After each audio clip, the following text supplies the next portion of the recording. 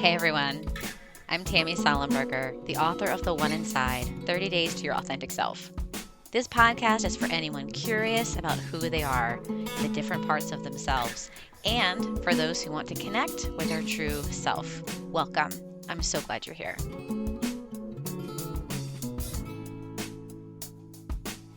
I'm super excited to talk today to Jen Kleiner. Well, let's do this.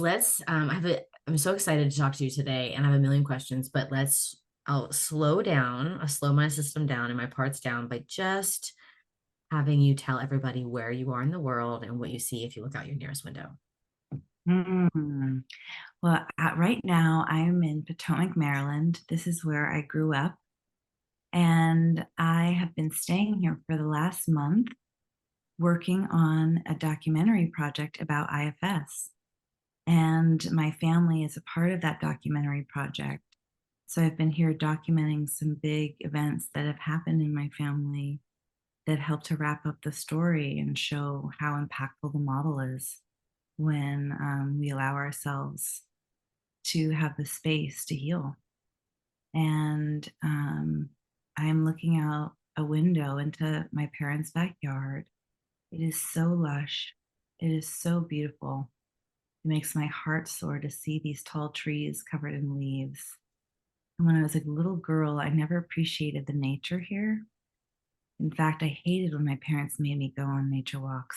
And now it's my absolute favorite thing. I can't believe they live within walking distance to all these creeks and parks. And it just feels like I'm in Candyland when I'm here. So I spend a lot of time in the yard, except when I'm not, when I'm seeing clients. So yeah, it's fun to tell you where I am. It's magical. Aww. And when you're not in Maryland, where are you? For the most part, I live in Los Angeles and I've been there for 22 years now. It's pretty shocking to say.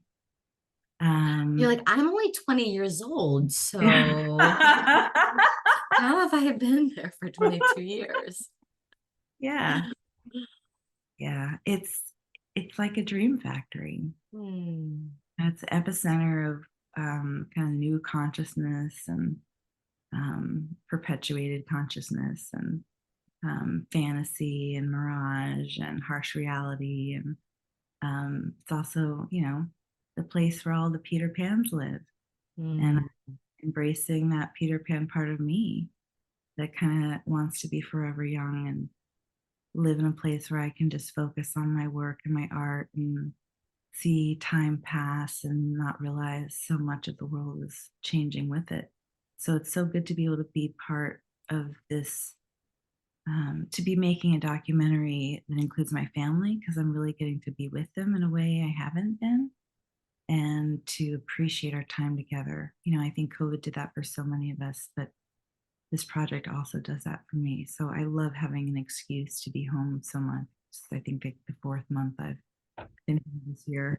So yeah, I'm just appreciating how lucky I am. I am very lucky to live by coastal and to come and go as I please and to work virtually with clients and to also work as a filmmaker and follow the whims of my muse. And it's, it sounds so ideal. And on the ground, it's really difficult and it's not so magical all the time. But I have parts, thank God, that look for the gold, look for the golden ticket, look for the beauty, no matter what shitstorm we're in.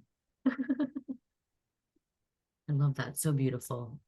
So I'm going to back you up. And as I've told you, I have like so much curiosity and a million questions. I want to talk about this IFS documentary you're making. Definitely want to talk about that. But why don't we back up and hear more about your story and how you came to do these two amazing things, be an IFS coach and a filmmaker. So why don't we start with you were telling me, and you can sort of share how much you want to share about this, but you kind of fell into working in the fashion industry as you were kind of waiting for filmmaking things to evolve. You kind of fell into the fashion industry. So maybe we can start sort of there, just kind of a little bit about kind of what you learned about yourself and people that ended up giving you so much wisdom and really guiding you in the road that you weren't supposed to take. you know, yeah. So why don't we start there? Yes. And the first little story I'll tell you is in 2011, I believe, I was about to finish up with this brand I was working with.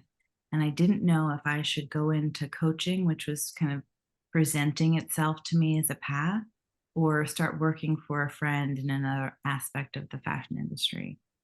And then she had some friends over, and one of those friends was a tarot card reader. And I had a private reading with this, Hollywood tarot card reader who said, well, if you, take the fashion job, you're going to have a lot of fun. And, it'll be really great for your social life. And if you, start coaching, you're going to be having a lot of tears and you're going to be very alone. And guess what path I took? The teary, lonely path. How fun. So what what happened for you that felt like that was such a clear path? Because it seems so obvious, right? I'm going to take the fun social fashion world, live this life of fun, or alone and teary. Like it seems kind of clear, but my guess is it was actually clear that you take this other path. Like for you, that's what was clear. Yeah, I have a part coming in to say it was ego and that it was about money. And then I have another part coming in that's got a little more self energy that says you needed to be all of yourself and you couldn't be all of yourself in that role. Wow. I knew that and I had to be me. And I also felt very unsafe at that time. For a variety of reasons, and I needed to be on a path of healing and helping other people and having conversations about healing and transformation felt a lot safer than, getting clothing and styling important people for events. Just, yeah, it just didn't have the same energy for me. Yeah, yeah. And what about the filmmaking path? Like where it's at that point where you're like, okay, I have to put that on the shelf, or where thinking about being in a land of dreams. Like what was happening for that dream for you at that time? That's a great question. So, I chose a very unique path for filmmaking. Again, I was really trying to manage parts of me that felt very incapable, um, unintelligent, not able to compete, afraid of the world, afraid of rejection, afraid of bullying. And I ended up going to UC Santa Cruz, of all colleges, to study film and digital media. And the reason I chose that film program is because the head of that program at the time, Eli Hollander, he's a great man, but he also was wearing this big, chunky turquoise ring. And my dad had always worn a turquoise ring. It was actually his wedding ring to my mom. And so I felt this great kinship of like, okay, he's one of us. I'm one of him. I could learn from this kind of guy. And it was true. I mean, he showed us one of his first films and it was all about shamanism. I mean, I'd picked the right school. It was more like camp than college. It was in the middle of a redwood forest overlooking the Monterey Bay. And I got to walk to class through bridges and ravines of stunning trees and beauty. And it was the first time I'd ever lived anywhere where the outsides matched my insides. And it was such a healing experience. And being in such an environment that was so non-competitive, I really got to explore my love of filmmaking in a way that was organic for me and not about competition and proving my value, because in environments of having to prove, I just completely collapsed. So in this environment, nobody cared about what I wanted to do. They're just supportive and non-judgmental. And I did a lot. I um, started running this organization called the Film Arts Coalition, and taking students to film festivals, putting on film festivals and workshops, and creating relationships with filmmakers that later on helped me as I moved to Hollywood, and building my confidence. I started working at television and being an access facilitator there, teaching different classes, and um, building a sense of self and a sense of permission to follow my bliss, which was to tell stories and inspire people from hopeless to hope. Mm. And that school really set me up in a good way as an artist. It didn't set me up very well for the business of filmmaking, but it set me up for, the thought process of what's original and what matters and how to tell stories in a unique way. And it connected me with some amazing friends and collaborators that I'm still working with today. In fact, the guy who helped me edit my very first documentary and did several projects with me at UC Santa Cruz is working on this IFS doc with me now. So, I love how things come around. And I ended up leaving the Santa Cruz bubble and moving to Los Angeles because I thought that's what I needed to do to follow my film career and get somewhere. And being in LA was really hard for my type of temperament. It's like going from living in a forest to living in one of the biggest cities in the world with like the most cutthroat, driven to success cities was hard for my parts. And I didn't fit in, I didn't look the part, I didn't act the part. And I went from feeling like, oh my gosh, I'm a big fish in a little pond to I'm a little fish in a massive ocean. And you got to watch out because there's so many sharks there. So it took me a really long time to get my footing and find myself. And I had a million different jobs and worked in development for 4 years before I went back to graduate school. And as I said, I got to work for Clive Barker for a time, which was phenomenal. And that helped me. That helped me a lot. But getting into fashion, as I said, it was a mistake. I thought I was going to be working for a producer, and it ended up being the producer's sister.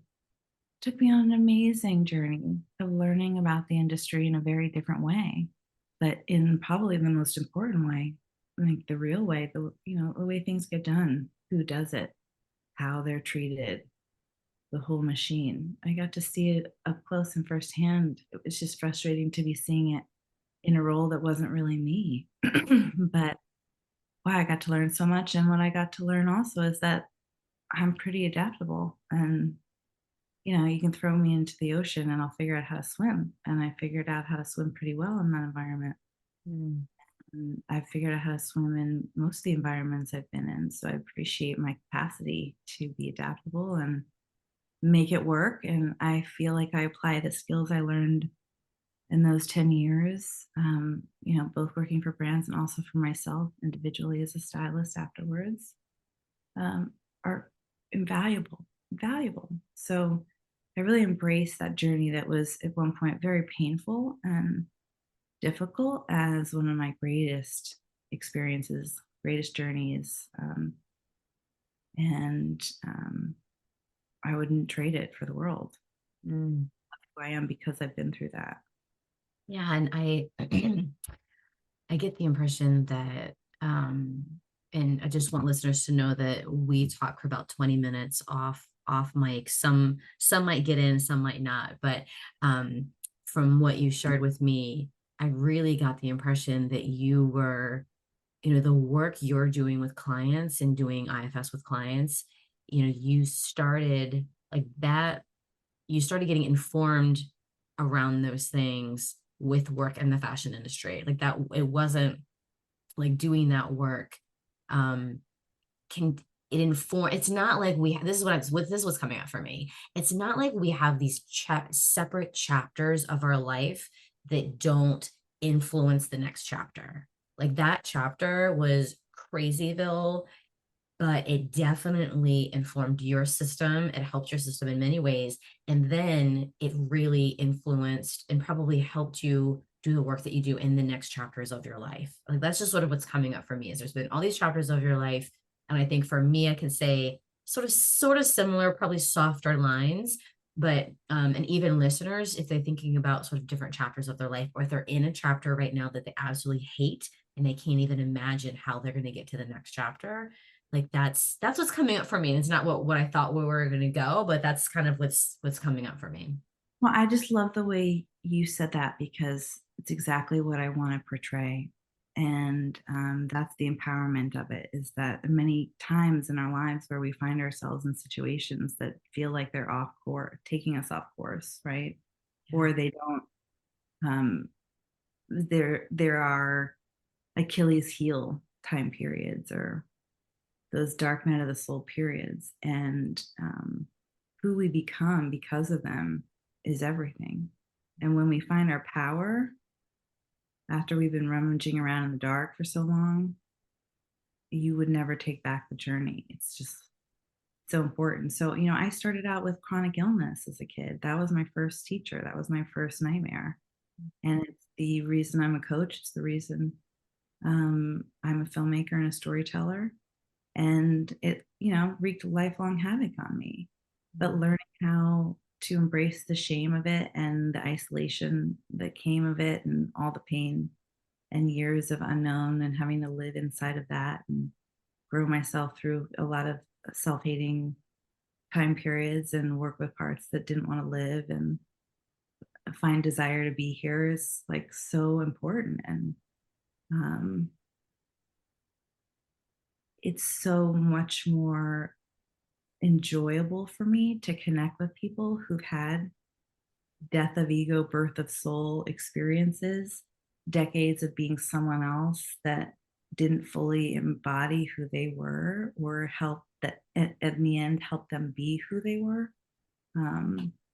It's so enjoyable to connect with those people and not just the ones who had the perfect trajectory of what they thought they needed to be safe and successful and happy in the world. Like, I think so many of our fairy tales, so many of our movies have set us up to believe we're going to have a life that never happens. And we don't know how to embrace the life we have. So coaching, wasn't something I wanted. It's something I needed. It's who I am.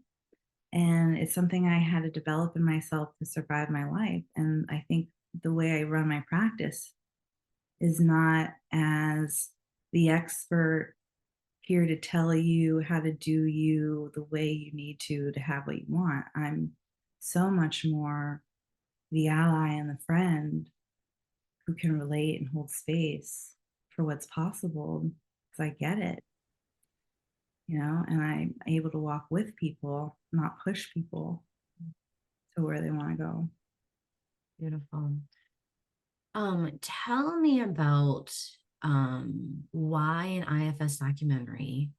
Yes. And let's start there. Why an IFS documentary? Great question. So I'm a Gemini. That's one reason. I have a lot of parts. And in fact, I started working with voice dialogue really early in my 20s. And it was the first time I felt really gotten and understood. It's very easy to be seen for your afflictions or your depression or, what parts of you have not launched and started developing the way they should. And doing voice dialogue, especially with the spiritual coaches that I've done it with, allowed me to experience self and experience who I was outside of my conditions or my afflictions and be with the parts of me suffering in ways, really direct access ways that were so powerful. It's like a chiropractic adjustment for my psyche. And it helped me in ways that other therapies never could. So having that experience in my 20s was pivotal for getting into IFS. And, because I actively didn't want to be a therapist, I was pursuing other things, including the coaching and styling. And in fact, I actually was doing energy healing for a while on the side. But the idea of sitting in a room and talking with people about their feelings felt like a nightmare to some of my parts, because that's what my childhood was like. The therapist, all the therapists, and it's the last So I thing don't know if this will get cut or not, but Jen has 15 therapists in and around her family. Yes, yes, Yeah. all my family. So, and I was a highly sensitive kid, so I was really empathic and taking on emotions I didn't need to, and um, codependent, as my father might have said at that time. And doing my own healing work has always been a part of getting into parts work. So, um, being in environments where I had to help and deal with people with various aspects of themselves that were very polarized also contributed to wanting to do IFS work. But specifically, what put me on the IFS track was a breakup. I went through a breakup from a very serious relationship in 2012, and my parents were very worried about me. And they found out about this workshop at Esalen called The Eye in the Storm, led by Dick. And at that time, it's open to anyone. You didn't have to be a therapist. It wasn't a training, it was experiential. So they took me in January of 2013 to this week-long training. And it wasn't, sorry, a week-long workshop. And it was my first experience with Dick Schwartz and the IFS model. And it was such a profound experience. It was life-changing. Mm. And out of, there's a few demos that happened during that week, not that many, but my mother and I both pulled the cards and got to have demos with Dick. Wow. And I still remember that session. I still remember the parts we unburdened. I still remember what we talked about. It was totally amazing. And it was not enough. One session is not enough, right? Yeah. Ladies and gentlemen, it's not a one and done deal. As much as I love this model, but it was, the beginning. And I met some lifelong friends in that room, and it began my journey. And about a year later, my parents, who work at St. Elizabeth's Hospital teaching psychiatric residents about family therapy and couples work and now parts therapy, they invited Richard to come do grand rounds.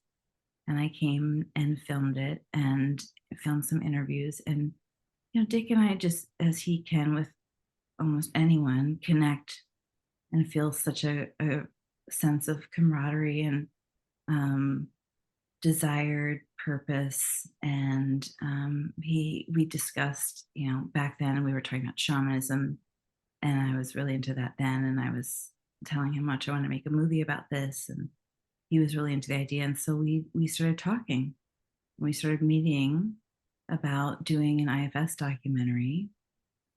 And then I ended up getting the rights to a book, a nonfiction book about a woman who had had 17 multiple personalities and didn't know. It was a severe case of DID that had gotten healed through her own parts, who had given her doctor kind of the prescription of how to work with her and her system. But I had to take a break from the doc for a couple of years to finish that screenplay. And also decided that in order to make a doc that was going to be authentic and truthful, I needed to learn the model. So I enrolled and eventually got into level 1 in 2016 and started that training with Mariel Pastor and Elizabeth Albert, who are so wonderful.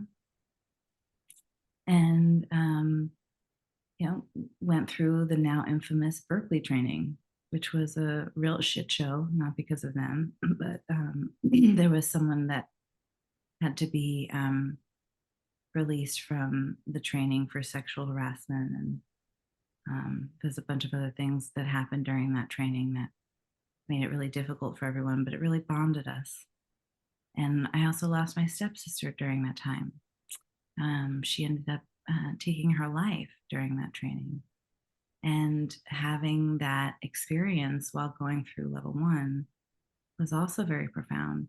So these things really added up. It was also like the beginning of Me Too. And once the election happened, there was just a feeling of no turning back. And Dick and I met up at the conference, which had been the day after the election. And I said, we have to do this now. We have to explore why we just went from America's greatest dad to America's drunk stepdad. What is happening? And by January of 2017, I started filming. And I went back and did another week-long Eye on the Storm with Dick, and got to get some amazing interviews and shot a session with Bob Falconer, which Dick uses a lot in trainings, and began the journey. So started shooting in 2017 and took a break in 2019 to 2021, and then started back again in 2021, and now we'll be finishing up the end of this year, 2023. And by the way, during that time, I've also PA'd for 7 trauma neuroscience trainings with Frank, and also done a level 1 as a PA, and helped Mariel Pastor create character mapping, which is another body of work that she is teaching in the world that she's so phenomenal at, and assisted that process. And I've been working on other film projects as well, through that time. Lots happened, but this has always been a constant. And I also, co-founded IFS LA with Adrienne Glasser during that process. And thank God for her, because she's such a wonderful being and teacher and guide and friend. And her desire to create community has really helped us to grow. And I'm really happy with the organization that we've created. And she's no longer actively running it, but I've taken over doing that and made it my own. And I'm really excited and happy with where we're headed with IFS LA. So, I never intended to have that as part of my work. And Right. It just started as wanting to have community, and then it grew into something so much bigger once COVID happened and we could put on workshops all over the globe. But I'm learning to balance my multiplicity and find a way through a lot of different experiences and projects. And sometimes at snail speed, but never giving up and starting to see the finish line, which is really exciting. I love how you just said that, like, balance your own multiplicity, because part of me is like, yeah, that's for you. It's so clearly like, obviously it's internal, as we all have multiple parts, part of IFS, but also for the multiplicity of externally, right? There's all these, you have your hands in lots of different things and lots of different really amazing projects. And I've taken workshops with IFS LA, and I highly recommend people do that. They're great. So we have probably about 5 minutes left. So tell me what feels like important, or what you would want to share, either about you or about the documentary or about IFS. Now, what is it do you feel like you want to share?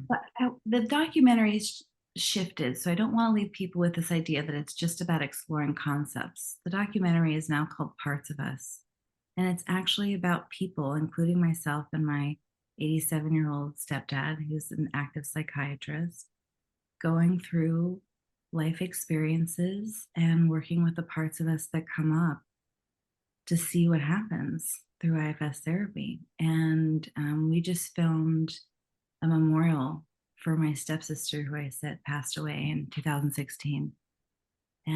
That was not something that my stepdad could do. He was unable to grieve his own daughter for a long time. And being able to start IFS therapy and do that work on his own has really shifted things. And he was finally ready this past fall. We just did this beautiful ceremony that I'm just so proud of, and I'm so proud of him.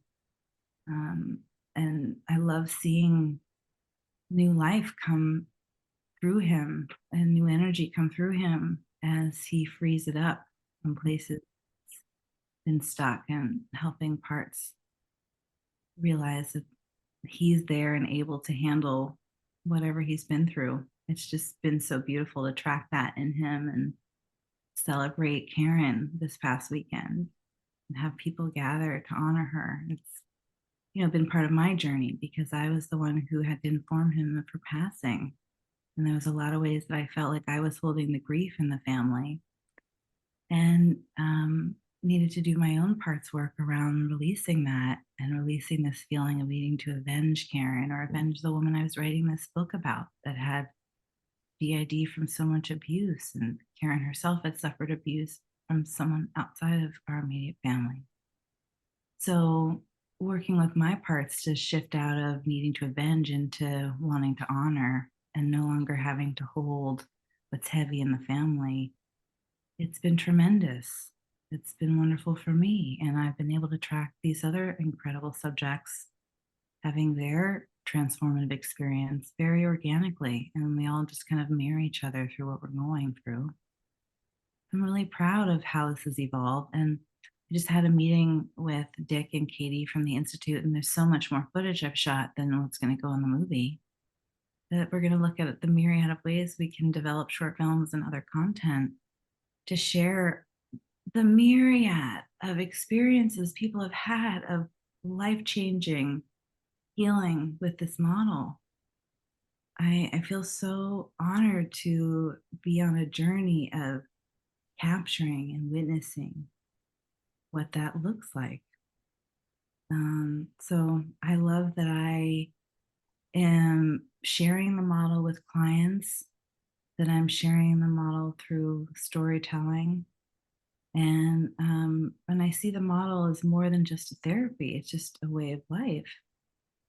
It's a way of living and welcoming and allowing differences to coexist, because we're always going to be in polarizations with ourselves and each other.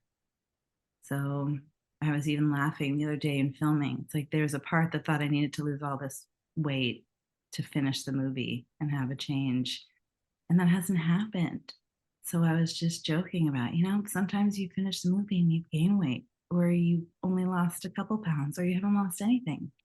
And that's just real life. That's what happens.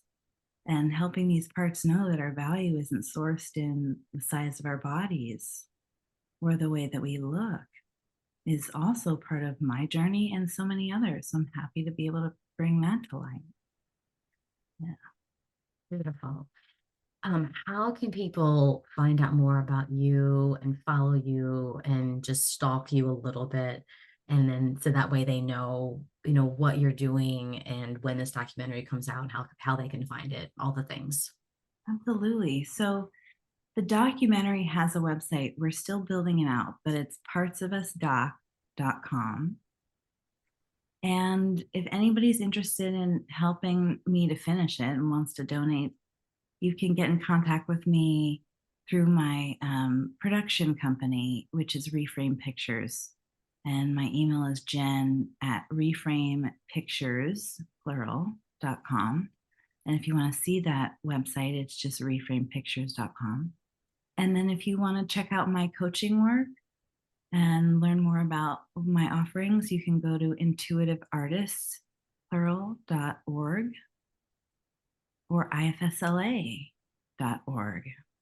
Jen, it's just an honor to chat with you. And I feel like we need another hour because I feel like I have lots more questions. And but I want to end with our last question, which is, if you were not doing all these things, what would you be doing instead? And you had to do something different. If I had to do something totally different, to be honest, I would probably want to stage homes. I would want Okay. to, I love design. I have so much fun creating spaces. In fact, it's not just fun, it's necessary. I often need to shift a room and shift the space and the energy, and I do that by moving furniture around. So thank God my family's so understanding and they let me come home and move things when I need to.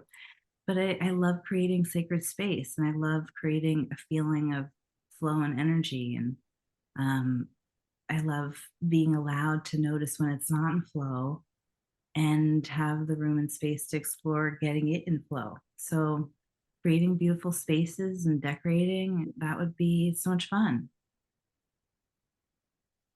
Well, thank you. Thank you for meeting today and for sharing so much of your heart and your journey. And I can't wait for this to come out. Thank you so much. I appreciate you. And I have parts saying, oh my goodness, you were really all over the place, Jen. And I'm just letting them know, you know what, that's okay because we are. And I embrace that about us. That's what it's like to be Jen, is to be an octopus with our tentacles in a lot of different jars. And yeah, thank you for letting us be us with you. Thanks for hanging out with us today. If you like this episode, please subscribe, rate, like, all the things. My book is available at your favorite independent bookstore or all the places books are available. You can also visit my website, tammysalenberger.com, where you can download a free meditation on getting to know your should parts. You know, there's parts of you who remind you of what you should be doing. They sound a bit critical at times. Yes, we all have them. You can follow me at IFS Tammy on Instagram and Twitter and the One Inside Facebook page. I'm so grateful for Jack Reardon, who created the new music. Jack is a graduate of Derek Scott's IFS Stepping Stone program. Thanks, Jack, for getting me. And to you, thanks for listening.